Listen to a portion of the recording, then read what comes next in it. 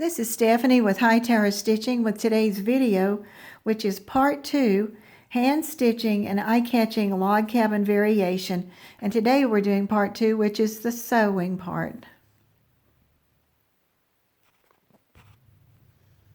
In part 1, we looked at 3 ways to help get organized to start this big block.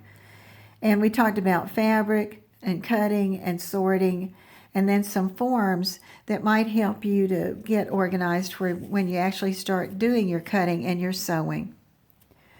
The one that we're going to look at today is the one that goes with the sewing. It's the third one. And I actually, if you'll remember, I have it exactly in the order that you would work down through. But it's going to use the orientations related to north, south, east, and west. So let's get ready to start. The very first thing says to take an A and stack it on an A, and what we're doing is the center color, which on this one I've chosen the green, and then I have my 2-inch, my other 2-inch, which is the color that's going to make that streak down the center on the diagonal, and it's a light green, so I'm interested to see how that turns out. I'm going to pin those together, and you can see that when I was starting, I want this to be right, and if you don't have the middle right, then guess what happens to the rest of it? And sometimes it can get very distorted. So I actually drew myself a 1/4-inch line, especially since this was going to be my practice one. And this, there's no dot to dot or start or stop like we did in the others, and we just start on the end. And I want it to stay together, so I'm going to go ahead and do a back stitch right there where I just go back and then come back out. And I know this is up close. This is funny. All right, and so then I'm going to go in. You get to a place where you have yourself balanced on your leg or on a table or somewhere, and you're going to make those nice stitches right there and pull that thread. And you can use 1 or 2 threads, depends on how your thread is. Now I'm going to look at the back. I like to do that to see that my stitches are pretty small. Because if you're going to go to the trouble to hand stitch, you're usually doing this for someone else or for yourself. And you want it to look good and not have big holes in it when you turn it to look at it. And so for this first one, just go all the way across. And then I want to end off. So I'm going to back stitch once or twice. And the funny thing is, these are little short runs, and then after a little bit, if you remember from cutting or listening to the directions for cutting, some of those pieces are 12 inches long and 10.5 inches long, and you get some great practice, and it's really restful when you're sitting there doing that. And then when I open it up, I'm pretty pleased with the way that looks. That is pretty tight. And I'm going to just finger press. Oh, it's really funny trying to look through the camera. And I have to peek under. There it goes. Okay. And I see you can even see that looks pretty uniform. But nobody's going to look at the back. It's just for you to know. So I've got the very first part done. And the orientation is that this green is to the north and this is to the south. And that being said, then I'm going to go to the next part and I'm going to change, so don't get confused. I'm going to change over to the one that I was working on, that I'm working on now. And it says to take a B and put it on the west. And so I looked back, I have all of my pieces marked over on the side, and it says what they are, so I don't have to remeasure them. And remember, they're all very similar, so that makes that easier. So I took a B, and I came up and I sewed it on the left-hand side of that block. And then after I sewed that B on, it said to pick up a C and put it on the north side. See, this wasn't here then, so it would look like that as I was going. And then finally, to finish out the center, it said take a D, which was a little bit longer, and put it over on the east side. Now you can have whatever your preference is for ironing, or if you don't have one, Your choices are things like opening the seams, which is what I tend to do. And on this one, you can see they lay really nicely. You can press it towards a dark, or you can just look at the way the material wants to fold, and you just take and do it that way. But this is a nice way to do it when they're flat, especially if you intend to come back and hand stitch it because you don't have as much bulk. So then we've got this part, we put this one on the east, so then we know the next piece is going to go on the south. And this is where we get to round one with our colors.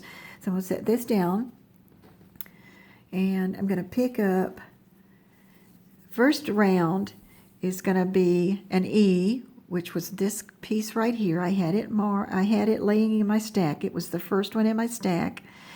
And then an A, which is your 2-inchers, and right there was a 2-inch, and I stitched those together.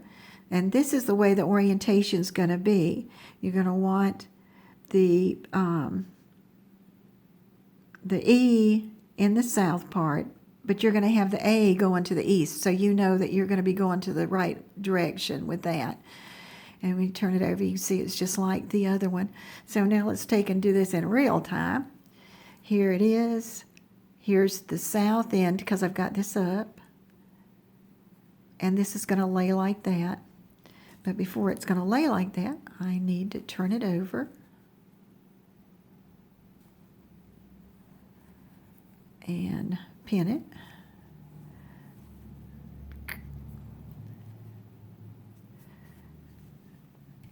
And my goal today was just to help you get started and help you see that if doing this north, south, east, and west, I've never done that before, but it sure did. It seems to be working on this one. And then I could draw a line and stitch that all the way across. And when you go back to my first block that I did, and you would see the same thing, because if you look at the center, you see I did all the way around like at the green, and then I picked up the first thing on my chart for the first round, which was that little short piece, and then it had a block, light block, that was going to the east. So that's it, and we said last time we were going to be going clockwise. Then the second one, we're going to pick up the color that I'm using, and it's on the stack. For this, I started with the 2-inch side, and then there's going to be, on this corner, you're lucky because every time it's going to be adding one of those A's, that 2-inch, and you're going to take and you're going to sew that one on. All right, now watch when you turn to go north. You're going to have not a 2-inch anymore. You're going to have a longer one, and then but these are your 1.5 strips, so you would go to your 1.5 strip pile and get that one and put it on the top. Hopefully this is helpful because you're getting what I had to learn as I was going. Because let's go to the east piece, and we're still in the 1.5 inch wide strips that are on the right. And then there's another longer white strip. So you sew those together, put them on the side they belong, stitch them on. You can press then, or you can wait. It just depends if you have your iron sitting there. Then you're ready to go to the 2s again. And you see what I was saying about it's getting longer? You're going to have a longer piece right here. You're going to hook on a 2-inch square. And you're going to do everything we've been doing all the way around and keep going. So go back to the paper.